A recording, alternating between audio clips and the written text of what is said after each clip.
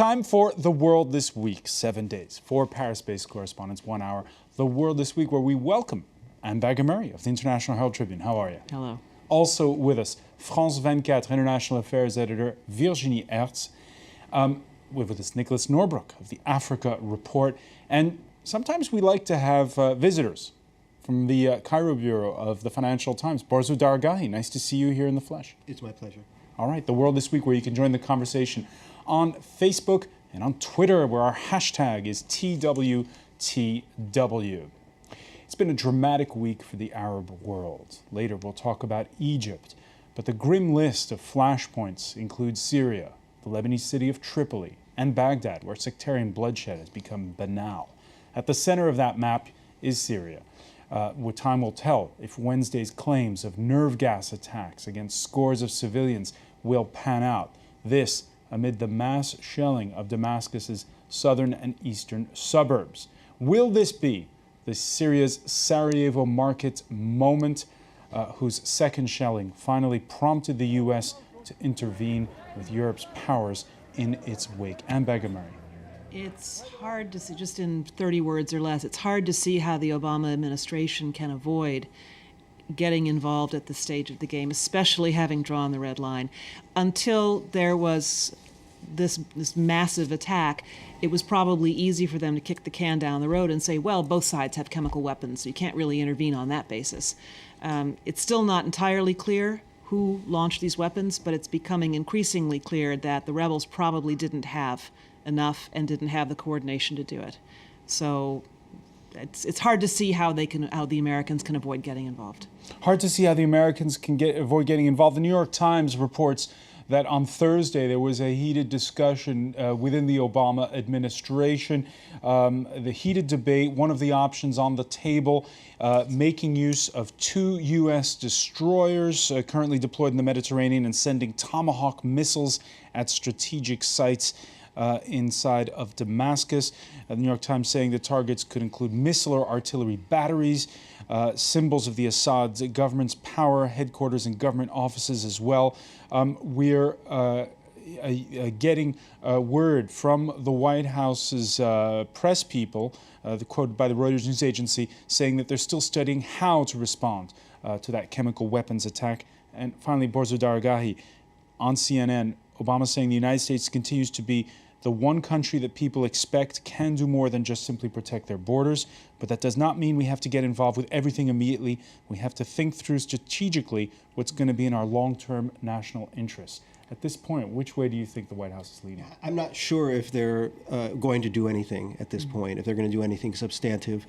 You also notice in his comments to CNN, he talked about how the U.S. just finished extricating itself from Iraq, and it continues to be mired in Afghanistan. The costs of involving the United States Armed Forces in another conflagration in the Middle East seem to be too high for the uniformed military. You listen to General Dempsey, the chairman of the Joint Chiefs of Staff, his comments extremely skeptical about what's happening in Syria. A lot of resistance by the armed forces to getting involved in another conflict. So it's going to be tough for the Obama administration to overcome that kind of institutional reluctance to get involved in Syria. Not putting boots on the ground, the White House is saying in statements that's definitely, they're really toning that down. But what about this concept of perhaps hitting from destroyers in the Mediterranean? Yeah, I used to really intensely cover Syria, and this kind of conversation has been going on in Washington for at least a year and a half, this idea of airstrikes. You know, the situation on the ground in Syria right now is so confused, so murky, so awful. I don't even know, and I don't think many experts know, what effect that would have and whether that would change the dynamics on the ground. And maybe it's just too late for Syria. I think that's a lot of what I hear from experts, including ones who were, up until a few months ago, very enthusiastic about U.S. involvement in Syria. All right, you say we don't know what effect it would be. Point of fact is, and all of the top diplomats in Europe are saying it, we don't rightly know if there indeed was a chemical attack yet. That hasn't been certified. The UK Foreign Secretary saying he believes it is a chemical attack by the Assad regime on a large scale that happened early Wednesday. But that team of 20 United Nations inspectors that happens to be in Damascus, well, they need to get across town, says William Hague. Now we're focused on getting the UN team there. If that doesn't happen in the coming days, we need to go back to the Security Council. So that is the sequence of steps in the coming days. And I'm not going to speculate about after that at the moment. He's not going to speculate on what happens after that. Nicholas Norbrook. It's very hard for me to see a British official talking about that and not cast my mind back a decade to the run-up to the invasion of Iraq, when on the basis of an extremely flimsy, sexed-up dossier prepared by the apparatchiks of Tony Blair, Britain greenlighted an invasion by the US and allies.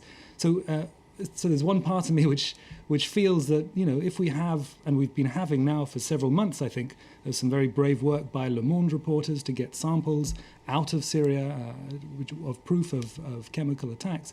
If that's not enough, then what is? Now, of course, then the rational part will kick in and say, if you can't send in a ground invasion force, what can you do?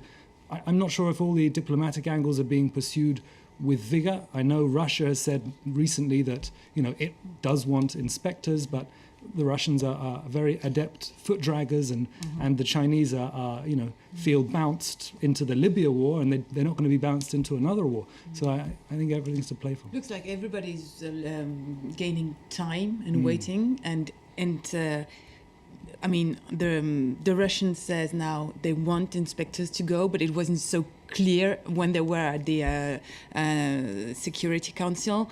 The Syrian regime doesn't say no, doesn't say yes. So everybody is gaining time. There is one thing that was reported by the Figaro newspaper. One option that wasn't reported elsewhere is that, there won't be any troops, Western troops sent there. There won't be any no-fly zone, but according to the Figaro, to one of its journalists, there are Syrian rebels trained in Jordan by Americans and by Israelis who supposedly have crossed the border to South and this chemical gas attack could be a response to that. Exactly, and that they're on their way to Damascus. That could be another possibility. Everybody is right now pretty nervous, but it's not really clear what is going That is to unconfirmed, though. Yeah, I think that obviously everybody is trying to buy time, and equally obviously the Americans, especially having made this, I would have to say, ill-advised pronouncement that chemical weapons were a red line. Now that nobody thought the red line would be crossed, it looks like it might have been crossed. That's why I say it's difficult to imagine that the Obama administration can't do something. And it is true that there are formidable obstacles within the military apparatus to getting something approved. But remember, this is a president who puts great store by the fact that he restored America's moral standing in the world, or at least he was elected to do that. He has now said this is something we're going to do. If he doesn't do it, what is left of America's moral standing? What is left of this president's reputation? That's why I say it's difficult to imagine that he won't try to get involved in some way at some point. At this point in time, Borza Dargahi, which way do you think Obama himself is leaning? I think he's leaning towards non-involvement.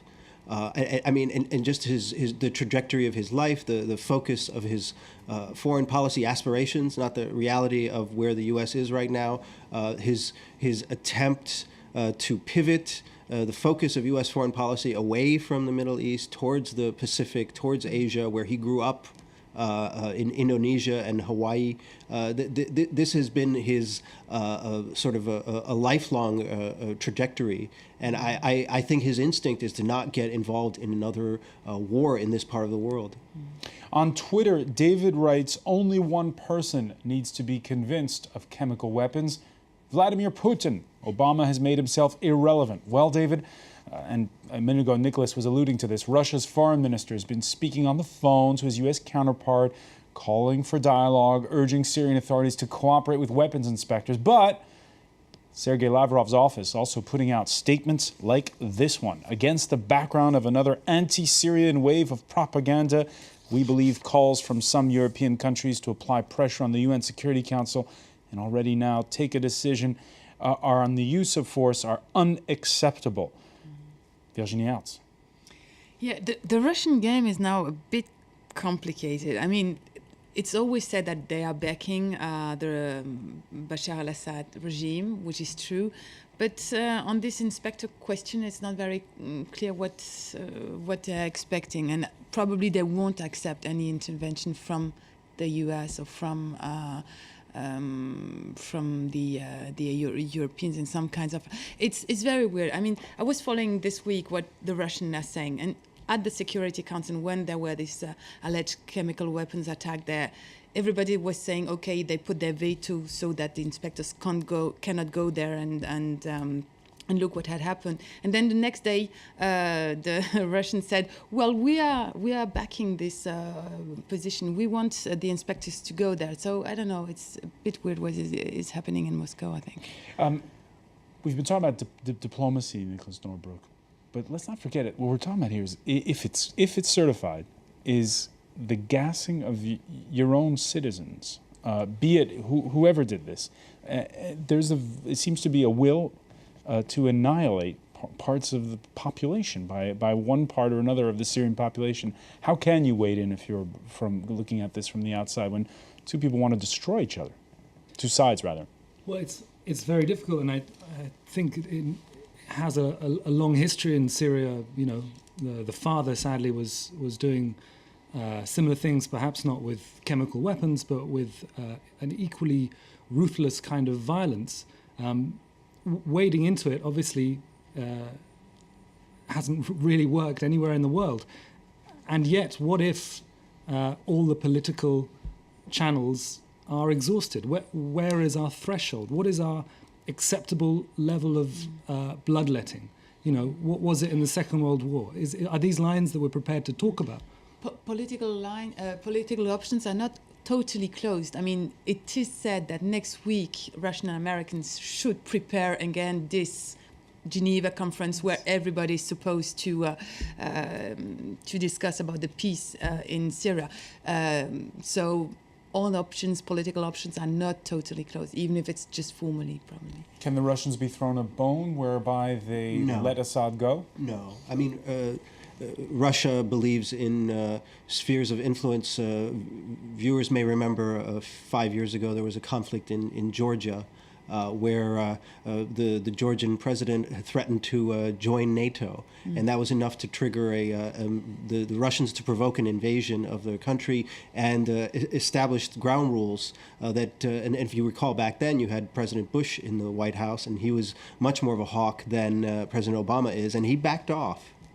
And NATO backed off, and I think Russia considers Syria part of its sphere of influence. It still subscribes to this sort of ancient model of political science, and I think that the U.S. ultimately will respect that. It will not go into Syria without Russian acquiescence. All right, and we saw that map at the beginning of the show. There certainly is a spillover this Friday for Lebanon. 2 bombs, 5 minutes apart, targeting 2 mosques in the flashpoint city of Tripoli. The preachers of both mosques, virulent opponents of Bashar al-Assad and of Hezbollah, the Lebanese Shia movement, which has sent fighters into Syria.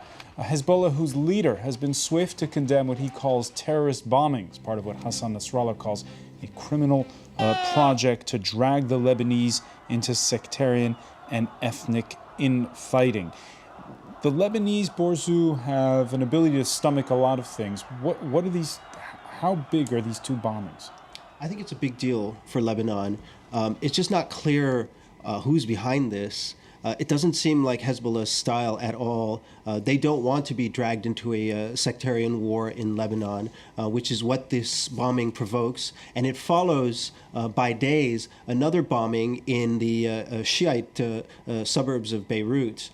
So either Hezbollah has dramatically changed course and is engaging in this kind of action to avenge that previous bombing, which is highly doubtful, or someone is setting off bombs in an attempt to provoke a real sectarian conflict in Lebanon.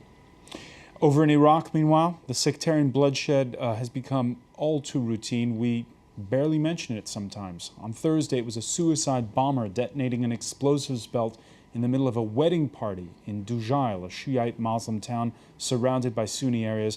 9 killed, dozens wounded.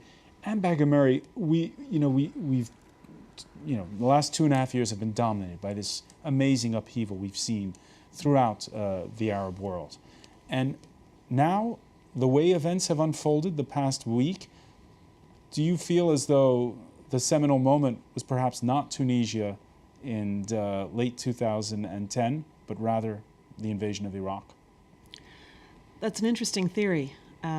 If what you mean is that the thirst for democracy and self-determination in the Arab world started with Iraq and not with Tunisia, I'm not sure that that's the case. I think you've got two very different currents going. You've got the desire of people to be able to determine their own future and to have a decent life, which is a lot of what pushed the Arab Spring. You've also got a lot of people who want to push forward their religious agenda. They want to redress all grievances. This Pandora's box of sectarian bloodletting. It's the same Pandora's box you see in Northern Ireland. It's the same Pandora's box you've seen in the Middle East for generations. You see it in India and Pakistan. It's religion. And at a certain point, it's not logical. And at a certain point, you're not going to solve it with diplomacy. You're not even going to solve it with economic prosperity. It's never going to go away. Never going to go away? You say that, but in Northern Ireland, it may have taken 450 years. But 800 say so. 800 years, but, I think they're making progress there. And you can't consign the whole of the Middle East to the dustbin of history. Given the colonial legacy of these various power blocks, from Sykes-Picot before, after, you name it, there's been these, propping up these dictators in North Africa for decades. Once you release those things, the end of the Cold War, you release an incredible amount of energies. You saw when Yugoslavia disappeared, what happened then? And yet Yugoslavia is mending, or the former fragments of it.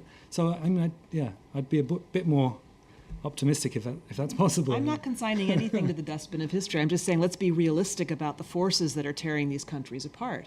And they're not going to be solved with free and fair elections, and they're not necessarily even going to be solved by throwing money or making sure the economies mend. There is always going to be a tension over this very illogical, very deeply felt issue. I think there is a not throwing money at the issue, but I think throwing money is not going to solve anything. But I think there is a demographic issue in these countries. There's a lot of young people, a lot of very angry young men who have nothing to do, and that's always a recipe for disaster. It was a disaster in the U.S. in the 70s, which they've overcome that demographic time bomb, so to speak. And it appears to be a huge factor in Iraq, in Tunisia, in Libya, just a lot of aimless young men. And if these aimless young men had a little bit more hope in their lives, had a little bit more opportunity, had a better role models, say, than the internet preacher who is talking about going to Syria and blowing oneself up, maybe there would be a little bit of change in these countries. There has to be an alternative. We're going to pick up on all this when we come back. You're watching The World This Week.